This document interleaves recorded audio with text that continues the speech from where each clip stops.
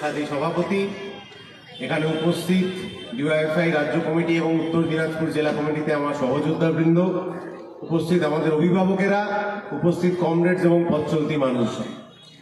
উত্তর দিনাজপুর জেলা যে জেলা অতীতে মানুষ জানতেন যে এখানে খুব ভালো ধরনের চাল উৎপাদন হয়। উত্তর দিনাজপুর জেলার সুনাম ছিল।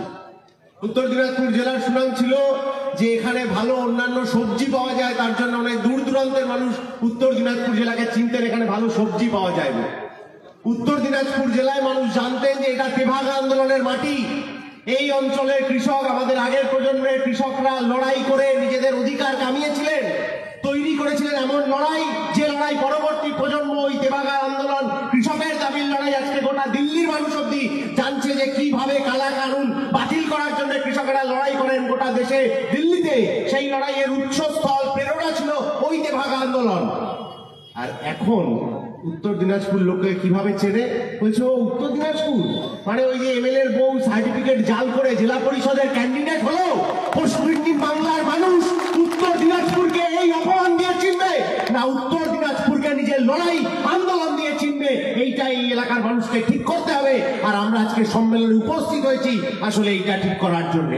এই যে মাঠে দাঁড়িয়ে সভা হচ্ছে, এই মাঠে দাঁড়িয়ে আগে সভা হয়েছে যেখানে আমাদের বাড়ির মেয়েটা নির্যাতনের বিরুদ্ধে আমরা লড়াই করতে এসেছি। আর এখান থেকে কয়েক কিলোমিটার দূরে আপনার জেলার আরেক প্রান্তে ইনসাফ যাত্রা যখন রাত্রিবেলা হেঁটে আসছিল, ওই শহীদ কমরেড মনসুরের শেষ জায়গায় আমরা তাকে শ্রদ্ধা জানিয়েছি। কারণ এই মনসুর বা আমার বাড়ির এই মেয়েটা, ও আমার ভাই হোক বা বোন হোক, এরা এই উত্তর দিনাজপুরের অল্প বয়স্ক ছেলে মেয়ে যারা আসলে নিজের অধিকার রক্ষা লড়াইতে গেছিল, যারা নিজের জন্য বাড়ি গাড়ি করতে চায়নি, যারা একটু দুবেলা দুমুঠো পেটে ভাত, মাথার উপর একটা ছাদ, হাতে একটা স্থায়ী কাজ চেয়েছিল। কি অবস্থা আজকে?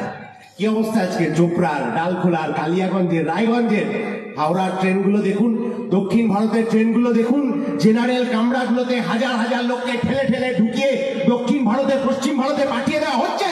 তৃণমূল বিজেপির নেতারা সেইটা নিয়ে কোনো কথা না বলে মানুষ ভাগে রাজনীতি করছে। কে সংখ্যাগুরু, কে সংখ্যালঘু, কার কোন ধর্ম, কার কোন জাত, কার কোন খাবার। আজকে রাত্রিবেলা হাওড়া যাওয়ার ট্রেনে করে যে ছেলেটার, যে মেয়েটা বড় বড় বাচ্চ প্যাটরা নিয়ে চেন্নাইতে, কেরালাতে, তামিলনাড়ুতে, মুম্বাইতে যাওয়ার ট্রেন ধরবে, আপনি তার মধ্যে ধর্ম জাত খুঁজে পাবেন তো? কালকে সকালবেলায় কালিয়াগঞ্জের বাজারে ফুলকপি কিনতে, শিম কিনতে, বেগুন কিনতে যে সাধারণ মানুষ যাবেন, দোকানদার কি তাকে ধর্ম জাত দেখে ফুলকপি, বেগুন, শিমের দাম বলবে? না। আসলে তৃণমূল আর বিজেপি চায় মানুষের মধ্যে ভাগ হোক। যে কারণে ওরা বাংলাদেশের কথা বলছে, বাংলাদেশের সংখ্যালঘু নির্যাতনের ঘটনা ঘটেছে। হ্যাঁ, খুব খারাপ হয়েছে। বামপন্থীরা 2024 সালের আগস্ট মাস থেকে যখন আরজিকরের এই লড়াই চলছে, সেই আরজিকরের লড়াইয়ের পাশাপাশি বামপন্থীরা তখন থেকে সোচ্চার হয়েছে বাংলাদেশে সংখ্যালঘু নির্যাতন করা চলবে না। বিজেপি তৃণমূলের কোন নেতাকে আপনি আগস্ট মাসে বলতে শুনেছিলেন বাংলাদেশে ঘটনা ঘটেছে? না। আচ্ছা, বাংলাদেশে সংখ্যালঘু নির্যাতন খুব খারাপ, বামপন্থীরা তার বিরুদ্ধে কথা বলেছে, মিছিল করেছে, প্রতিবাদ জানিয়েছে, বিজেপি তৃণমূলও করেছে। আচ্ছা, ভারতবর্ষের মধ্যে সেখানে সংখ্যালঘু নির্যাতন নিয়ে বিজেপি তৃণমূল কিছু বলছে না কেন? নাজিব, একটা জলজান্ত ছেলে গায়েব হয়ে গেল ভারতবর্ষের মানচিত্র থেকে, বেঁচে আছে না মারা গেছে তার পরিবারের লোক জানে না। এই নাজিব তো ভারতবর্ষের একজন সন্তান, আমার আপনার বাড়ির ছেলেটার মতো, তাকে খুঁজে পাওয়া যাচ্ছে না। দেশের সরকার, রাজ্যের সরকার কিছু বলার চেষ্টা করছে? বাংলাদেশে জেলে রয়েছেন যে মানুষ, তার বিরুদ্ধে দেশদ্রোহিতার অভিযোগ চাপানো হয়েছে, খারাপ হয়েছে।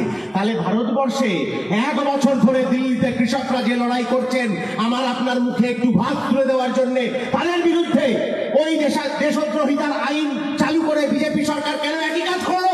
এই প্রশ্নের উত্তর আসছে। এই প্রশ্নের উত্তর আসছে না যে গৌরী লঙ্কেশ, কালবুর্গে, দাভোলকর, তারা যে সবাই খুন হয়ে গেলেন এই বিজেপির আমলে। আমার রাজ্যে সুদীপ্ত খুন হয়ে গেল, সৈফুদ্দিন মোল্লা খুন হয়ে গেল, আনিস খান খুন হয়ে গেল, মনসুর আলম খুন হয়ে গেল। এই পুলিশ যারা বড় বড় কথা বলে, যারা উর্দি পড়ে ঘুরছেন চারিদিকে, সেই পুলিশ মনসুর যখন খুন হয় সেই পুলিশ কোথায় ছিল? পঞ্চায়েত নির্বাচনে সবার গণতান্ত্রিক অধিকার প্রয়োগের দায়িত্ব এই প্রশাসনের ছিল। কোথায় ছিল সেই পুলিশ? কোথায় ছিল সেই পুলিশ যখন আনিস খানকে বাড়ির দোতলা থেকে একজন সিভিক ভলেন্টিয়ার ঠেলে দিল? কোথায় ছিল সেই পুলিশ যখন কাজের দাবিতে কলকাতায় যাওয়া 31 বছর বয়সী টোটো চালক মইদুল ইসলাম মিদ্দাকে রাস্তার মধ্যে ফেলে পিটিয়ে খুন করলো এই পুলিশ। কোথায় ছিল সেই পুলিশ যখন আরজি করের মধ্যরাত্রে হাসপাতাল ভাঙচুর হয়ে যাচ্ছে তথ্য প্রমাণ লোপাটের জন্য, গোটা দুষ্কৃতী বাহিনী ছিন্ন ভিন্ন করে দিচ্ছে একটা হাসপাতালের এই সেমিনার রুম, এই রুম, ওই রুম। পুলিশকে কোথাও খুঁজে পাওয়া যায়নি। তো পুলিশের বড় কর্তা যারা আছেন তারা জেনে যান যে ডিওয়াইএফআই আপনাদের এখানে এই কথা বলতে এসছে যে আপনারা যে উর্দিটা বলেন ওটা জনগণের ট্যাক্সের টাকা পাওয়া উর্দি, আর আপনি যে চাকরিটা করেন তার নাম পাবলিক সার্ভেন্ট, জনগণকে সেবা করার চাকরি। চোর চিটিংবাজদের রক্ষা করতে যাবেন না, হাওয়া চিরকাল একরকম থাকবে না, চোর চিটিংবাজরা চিরকাল জেলের বাইরে থাকবে না। ডিওয়াইএফআই রাস্তায় নেমেছে এই লড়াই করার জন্য। ওই 50 দিন আমরা ইনসাফ যাত্রা করেছিলাম, যাত্রা আমাদের শেষ হয়নি। যেখানে যেখানে যারা যারা এই ধরনের কাজ করছে, ওই ইনসাফ যাত্রা থেকে আরম্ভ করে আরজি করের ঘটনা হয়ে নারী নির্যাতন থেকে শুরু করে এই জাল স্যালাইনের ঘটনা, লড়াই ডিওয়াইএফআই ছাড়বে না। আর ডিওয়াইএফআই ওই লড়াই করবে বলেই এই রাস্তায় নেমেছে এই সম্মেলনের কাজ করার জন্য। সম্মেলন আমাদের কাছে খোলা মঞ্চ, সবার থেকে মতামত নেব, মতামত নিয়ে ঠিক হবে আগামী দিনের লড়াই। কোনো ওইসব দিল্লি থেকে চিঠি চাপাটি এসে আমাদের লড়াই আটকে দিতে পারবেন না। আর এই লড়াই করার জন্য এই যৌবন আজকে রাস্তায়। মনসুরের খুনের হিসাব চাই, মইদুলের খুনের হিসাব চাই, সুদীপ্তর খুনের হিসাব চাই। আর নিজেদের পেটে দুবেলা দুমুঠো ভাত যাতে পড়ে, নিজেদের মাথার উপর একটা স্থায়ী ছাদ যাতে থাকে, নিজেদের হাতে একটা স্থায়ী কাজ যাতে পাই, তার হিসেব যতক্ষণ দিয়ে পাওয়া যাচ্ছে। 100টা 1 লক্ষ মনসুর আনিস খান রাস্তায় শহীদ হয়ে গেলেও কেউ অপরিহার্য হবে না। ডিওয়াইএফআই তার পতাকা নিয়ে আমাদের ভবিষ্যৎ প্রজন্মর তাকে সুরক্ষিত করার জন্য এই লড়াই লড়ে যাবে। তৃণমূল বিজেপি জানে যে হাওয়া অতটা ভালো নেই, তার জন্য নেমে পড়েছে মানুষ ভাগের রাজনীতি করার জন্য। শোলে সিনেমা দেখেছিলেন না? জেলার সাহেবের ডায়লগ ছিল, আধে ইধার যাও আধে উধার যাও, বাকি মেরে পিছিয়ে আও। নেমে পড়েছে ওরা। ধর্ম, জাত, পোশাক, খাবার, আচ্ছা ওসব ছেড়ে দিন। এই যে বিজেপির মাতব্বররা পাড়ায় পাড়ায় ঘুরছেন, মাতব্বররা একটু জবাব দিয়ে জানতো।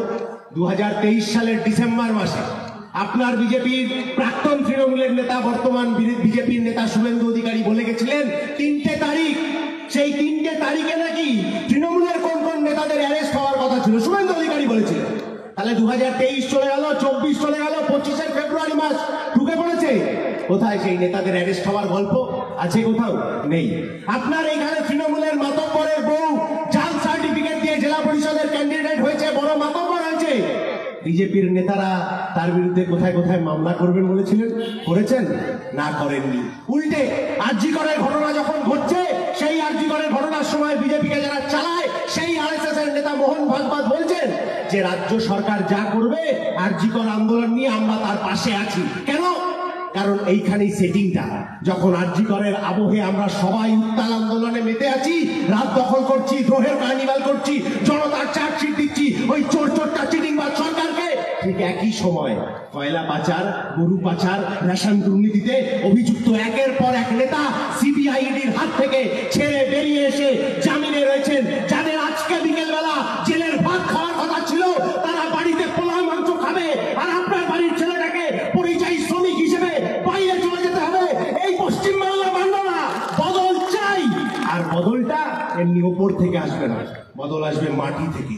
সেই মাটির লড়াই করার জন্য ডিওয়াইএফআই আজ রাস্তায়। তৃণমূল বিজেপি জানে হাওয়া ভালো নেই, তার জন্য মন খারাপ, হতাশা নানাভাবে টিভি, সিরিয়াল, মিডিয়া ইত্যাদির মাধ্যমে আমাদের মধ্যে ঢুকিয়ে দেওয়ার চেষ্টা করছে যে আরে যে যায় লঙ্কায় সেই হয়, রাবণ ভাই একই হবে। আমরা বলছি না, সেটিং এর রাজনীতি যখন ভাঙবো তখন গোড়া থেকে ভাঙবো। আমরা মন খারাপের লোক নই, আমরা হতাশাবাদী নই, আমরা আশাবাদী। আমরা ছোটবেলা থেকে আমাদের অভিভাবকরা উপস্থিত আছেন এখানে, ছোটবেলা থেকে আমাদের অভিভাবকরা আমাদের শিখিয়েছেন জিনা হে তো মরনা শিখো, কদম কদম পে লড়না শিখো। সেই লড়াইয়ের জন্য আমরা ইনসাফ যাত্রা করেছিলাম এই আপনাদের এখানে সুকান্ত মোড়ে। ইনসাফ যাত্রা শেষ করে, সভা টভা শেষ করে এক জায়গায় গেছে একটু জল খেতে, একটা দোকান। সাধারণ মানুষ, আমি চিনি না, আমি তো এখানে নতুন।